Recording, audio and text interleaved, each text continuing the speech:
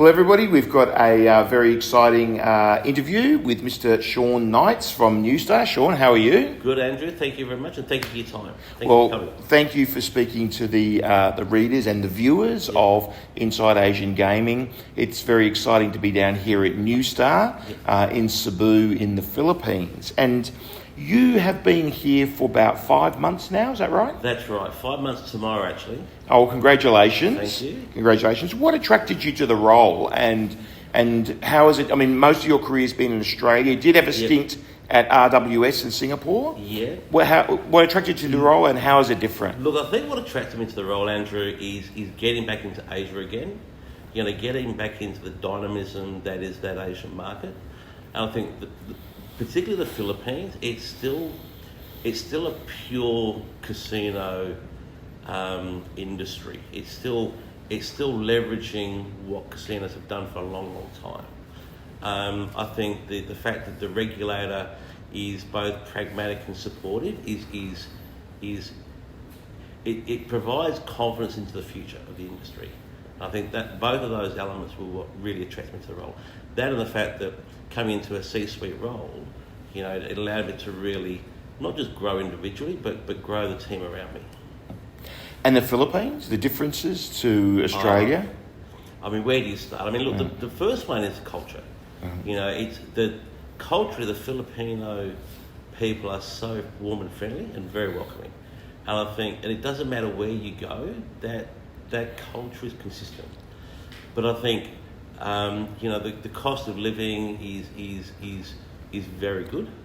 But I think the services that are provided, you know, within the country and within Cebu are also, you know, world class. And I think those elements mean that the transition from Australia to the Philippines is actually easier than what a lot of people think. Your expectations before coming into the role, and then now you've been in and you're in the role. I mean, was it as you expected, or was it different? And if different, how? Look, I think when I initially arrived, I think the expectations were met. You know, what I came into, because I was actually here 3 times before joining. You know, I spent three different trips on property. So I was able to get a really good understanding of what was here and what was available and what was coming. That expectation was met when I joined, but I think in the last 5 months, there's certainly been a fair degree of change within the industry that's having an effect on NUSTAR as well. So we're having to be agile and looking to the future, less so to the past. Do you want to elaborate on that a little bit? What sort of changes are we talking about? Well, I think clearly the 2 junkets, you know, crossing the line ahead of the elections in May was a turning point for certainly for those 2, and they played a major part in our operations. But I also think the growth of the PIGO industry, you know, certainly over the last 3 to 4 months has been quite astounding. And what it's doing is it's sending gaming out into the countryside. So people no longer have to come to the venue, to a live environment. They can play wherever they've got a mobile phone and connection and an account. Yeah, I'll get onto the PIGO and the remote gaming in a moment. But you touched on something that I think is the junkets. I mean, we may as well get that out of the way now. Yeah. Any further comments on sort of what has happened here with Joe? When we've seen what's happened in Macau and the rest of Asia, and people say, oh, there are no junkets in Asia anymore. So, well, hang on a minute, they actually are in the Philippines. Any comments on what you see, role you see them playing in the gaming industry moving forward in the Philippines? Look, I think that they still play an important part in the gaming ecosystem. I think that, and it goes back to my first comment about the pragmatism of the regulator, of PAGCOR. Providing everybody, and I mean the junket operator, the junket player, and the casino operator are complying with all requirements under the legislation and the regulation, then everybody's comfortable. It's when odd things happen, or when breaches occur that should have been preventable, that the regulator starts to take a heavier line. Having been through what Australia has gone through, I don't want the Philippines to ever have to go through that again, or have to go through that. You know, I think that's an avoidable situation. Personally, I think that was an overreaction, but that's a personal viewpoint, in Australia. But I think here, maintaining that degree of balance with the regulator, with the operator, and with the junkets is going to be crucial for the future, because they do play a major part. Look, I don't want to harp on that for too long. That's not the purpose of the interview. But I think we've seen the Philippines get off the grey list, and that probably has put an impetus, would it not? I mean, how do you think that getting off the grey list has affected the regulatory, the regulators, the various regulators, not just PADCOR, the various regulators' attitudes towards junkets and the gaming industry more broadly? Well, it's interesting. I mean, talking to the regulator about 3 months ago, when FATF came through to review our compliance against the grey list conditions or coming off, I think there were 16 or 17 conditions that we had to meet in terms of addressing issues. The auditors focused on 2 only, and those 2 were both related to junkets. That reinforced to the regulator that was the weak link.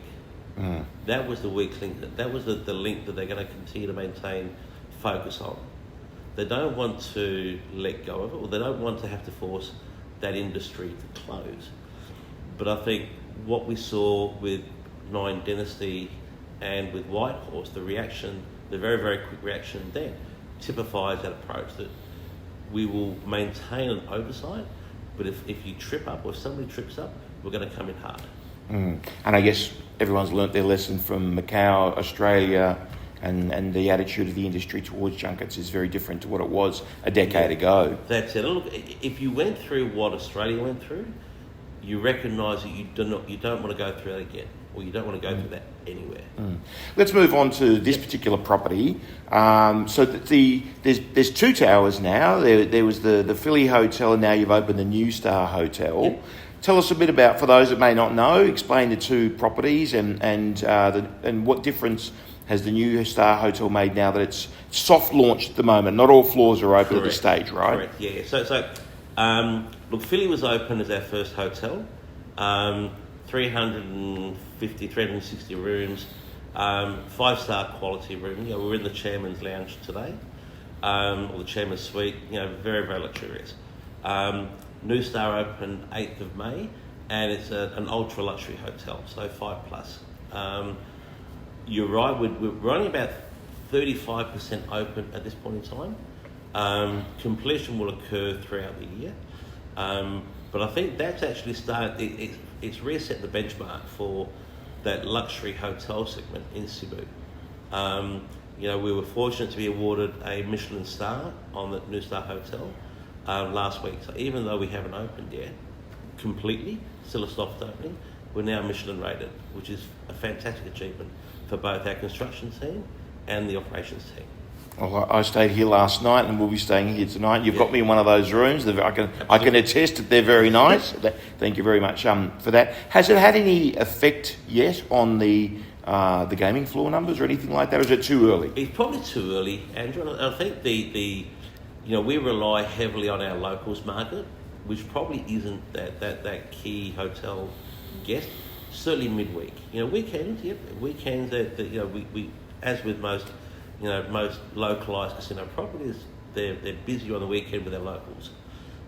Midweek, we're still yet to see the full impact, but I know that we're in a seasonally quiet part of the year from an events and a functions perspective, so I think we'll come out of that at the end of August, so end of Ghost Month.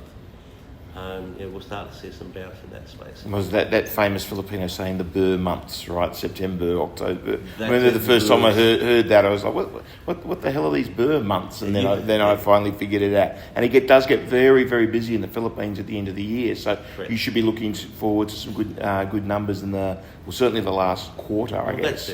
That's it. Your property here has been sort of on a slow ramp for a very long time. I've been coming down here for a couple of years now, and things are being slowly released or launched. You've got a strong mall, that's for sure. Can you tell us a bit about what in the last 6 months has opened up and what's yet to come? Well, I think the pinnacle in the last 6 months is obviously the NUSTAR Hotel. We continue to fill out more of the retail space, less so the luxury. The luxury element on level 1 is all but complete, but some of the retail on levels 2 and 3 have been filled over the last 6 months. I think the exciting parts are coming up though. I mean, we have a third hotel tower that will come online probably towards the end of next year. That will deliver circa 420, 430 rooms. So that'll make it a just under 1,000 room destination. Wow. We have water parks at the moment. We have 3 hotel pools of different sizes. Adjacent to that, probably this time next year, we'll have a water park as well. You know, a fully developed water theme park. And then just after the opening of the third hotel, the Grand Summit, we'll have a theatre, a 1,700 seat theatre, performing arts theatre, which will be the first for Cebu. That really is a lot of facilities. I mean, we're talking a 3-tower, 1,000-room, 5-star integrated resort with, as you say, a theatre. I mean, this is something that Cebu has never seen before. And, I mean, in Manila, of course, we have Entertainment City, but there's no equivalent in Cebu, and you're the only, at this stage, the only such property or anything even close to that. So that in Cebu, how have the locals of Cebu reacted to that? I mean, it's really you're creating something new, build it and they will come, rather than competing with somebody else in a known market.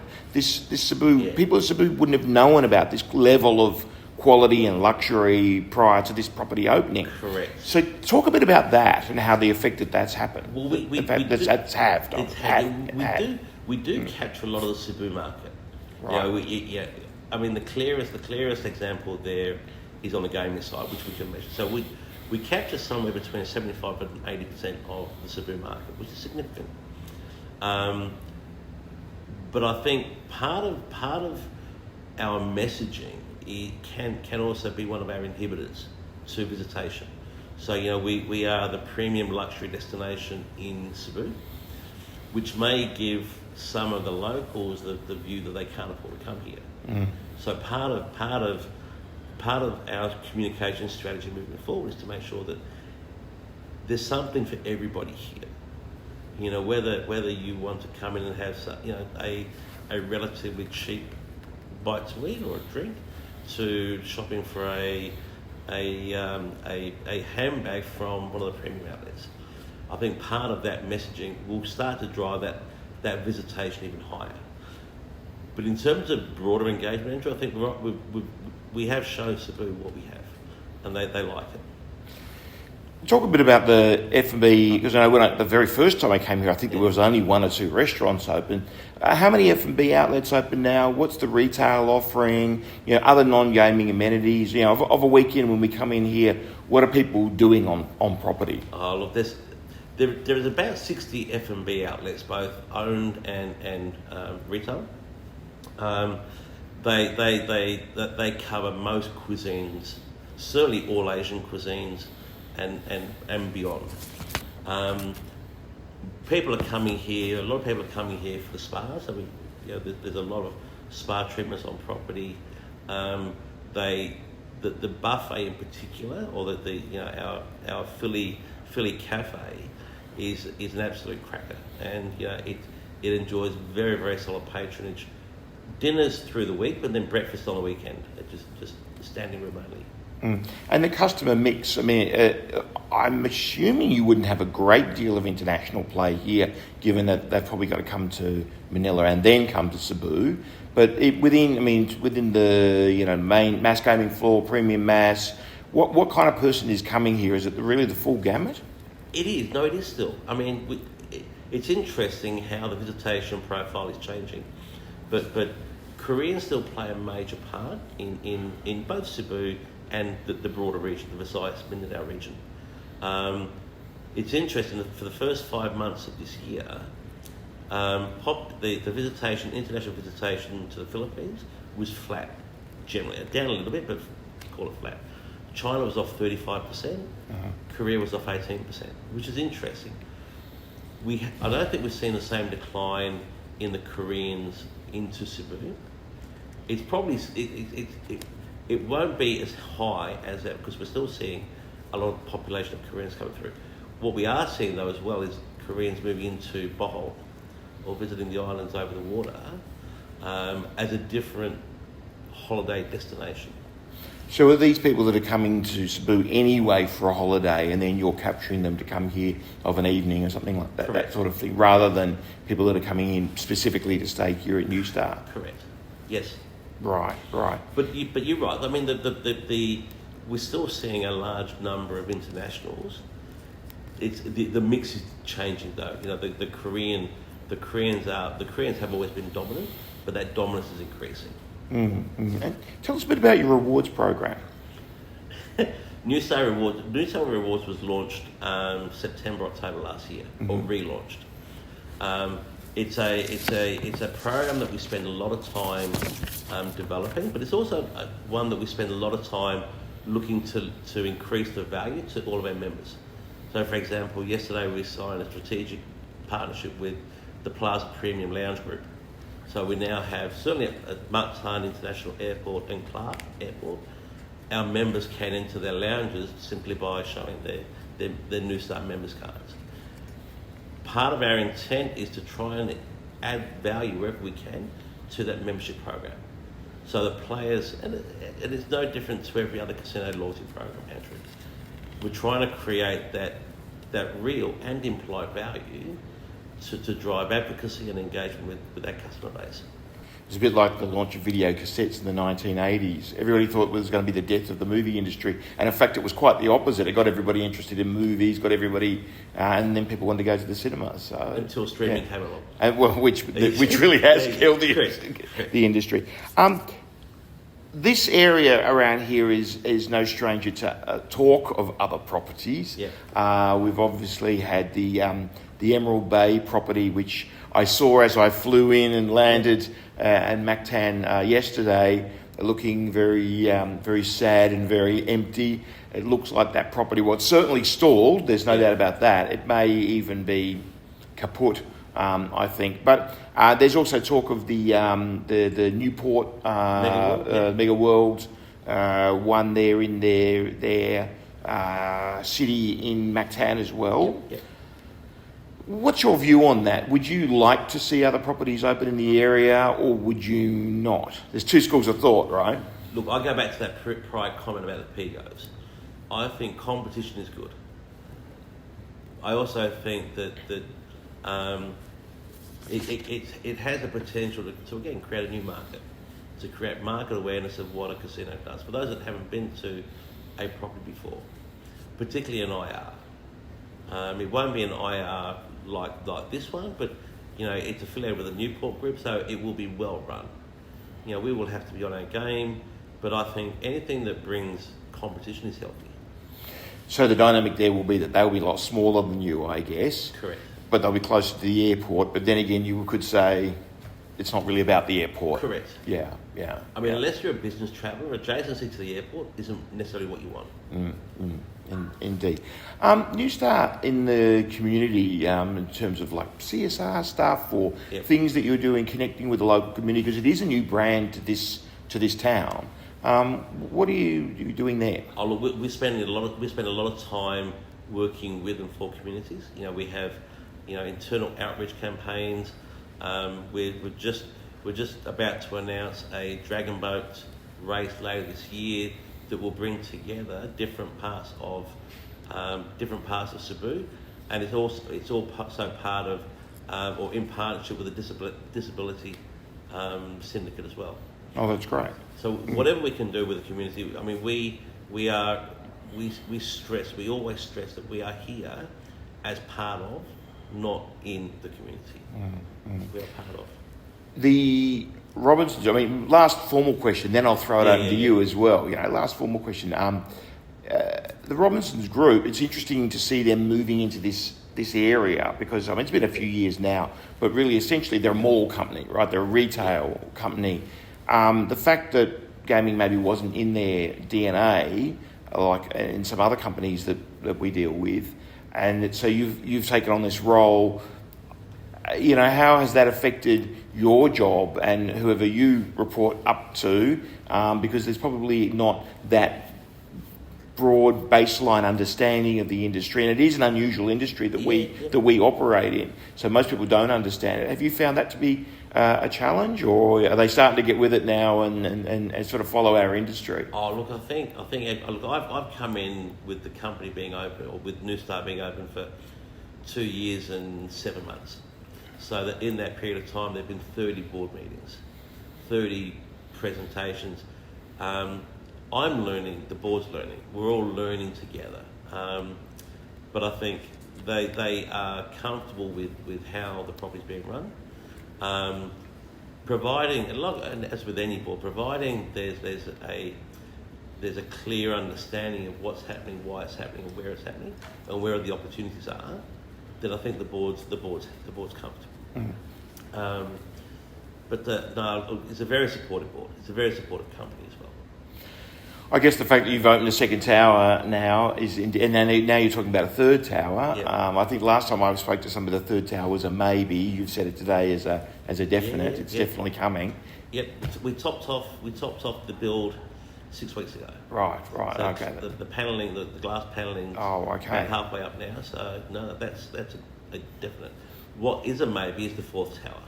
Oh, so maybe that's what I'm thinking of. Maybe it might be the fourth tower. Yeah. There is potential. There is an overarching master plan that did have a fourth tower. Whether or not we need that, because the interesting thing around this precinct, Andrew, is that over the next 5 years it will evolve greatly, but not just at NUSTAR, but the SMC side, the major mall over the road, they're developing an arena. There's another hotel going up. Directly opposite from NUSTAR, there's more residential retail being developed. So the precinct, this is becoming a real hub of Cebu. Yeah, I mean, I was just looking out the window here. I mean, your views everywhere. The view out of my room's amazing. The view out of most of the rooms, I think, is pretty amazing. You've got a very nice area around here with blue waters, and absolutely, it's quite a jewel. Anything I didn't cover? Anything we should talk about in Cebu that we haven't talked about? No, I don't think so, man. I think that was very good. Yeah, very good. All right, well, Sean, thank you. Andrew. Thanks for talking to the readers of IAG, and we'll see all of you next time on IAG Trade Talk. Bye for now. Thank you. Thanks.